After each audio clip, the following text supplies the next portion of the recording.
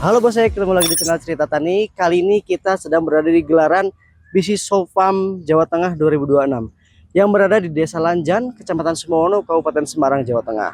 Nah bos, pada gelaran BSF kali ini kita ada banyak tanaman yang kita sowkan. Yang pertama mulai dari pumpkin, kabocha golden mama, kemudian ada cabe warrior, CMB ya, kemudian ada cabe keriting Shiostavi, ada rawit sigma, kemudian ada tomat Fortuna 25, ada tomat komodor, kemudian ada timun buana 23, model 21, terong kaila, terong hijau, terong ungu prince 07, serta jauh manis presti. Nah, tentunya ini menjadi penting bagi para bosnya karena di sini kita sowkan berbagai tanaman dengan kondisi yang sangat optimal.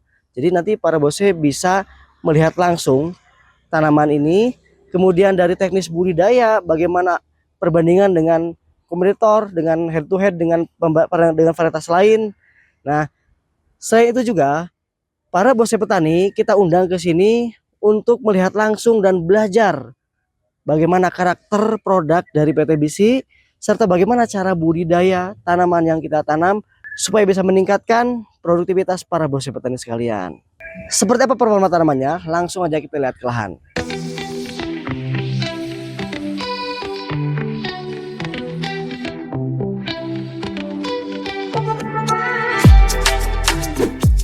Nah bos, yang pertama ya di sini kan ada Waluh Golden Mama. Di samping saya ini ada Waluh Golden Mama. Dulu ini sempat rame di dataran tinggi di Magelang ya, di lereng Merbabu, daerah Kopeng.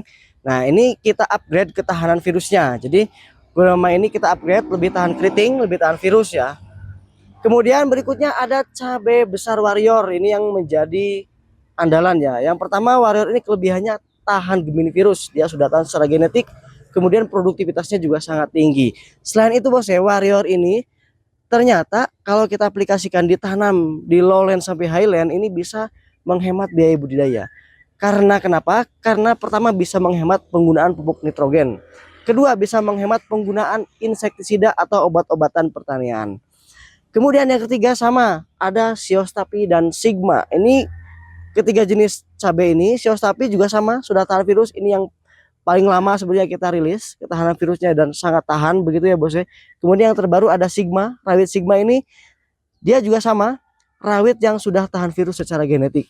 Untuk cabai ini paling tidak bisa meningkatkan produktivitas para petani.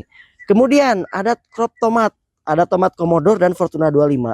Perbedaannya adalah kalau tomat komodor ini dia tipe determinate, Fortuna 25 tipe semi determinate atau ukuran buahnya lebih besar sedikit ya untuk Fortuna 25.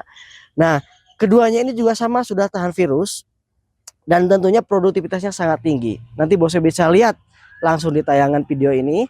Nah, kemudian tipe tomat komodor dia tipenya menyamping, jadi pertumbuhannya menyamping, percabangannya lebih banyak dan ini yang akan menyebabkan buahnya jauh lebih banyak. Kemudian Fortuna 25 ini tipe tanamannya tinggi ke atas gitu ya, lebih tinggi tanamannya dan buahnya cenderung lebih besar. Dan ini juga yang menyebabkan Fortuna 25 ini performa atau produktivitasnya lebih banyak.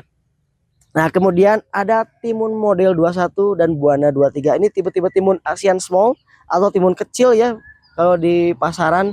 Nah, ini juga sama produktivitasnya sangat baik dan dia sangat adaptif. Bisa ditanam dari dataran rendah maupun dataran tinggi. Produktivitasnya juga sangat tinggi ya, Bos ya. Kemudian ada terong kaila. Ini yang baru aja kita rilis tahun lalu. Terong hijau kaila ini kelebihannya tahan Gemini virus dan produktivitasnya juga sangat tinggi ya bos. Video sebelumnya kita sudah bahas tentang terong kaila, nanti bos bisa klik di sini. Nah, terong kaila kita showkan di sini dan kita lihatkan performa tanamannya seperti apa. Kemudian berikutnya ada terong ungu Prince 07. Nah, Prince 07 ini adalah terong primadona yang disukai oleh petani di daerah sini, di daerah Sumowono Semarang ini sangat disukai karena buahnya yang warnanya lebih gelap, ya ungunya lebih gelap, serta lebih besar dan tentunya produktivitasnya lebih tinggi. Ini yang paling disukai oleh pasar dan karakter buah inilah yang dicari oleh pasar sehingga para petani otomatis akan mengikuti apa keinginan pasar. Seperti itu ya bos.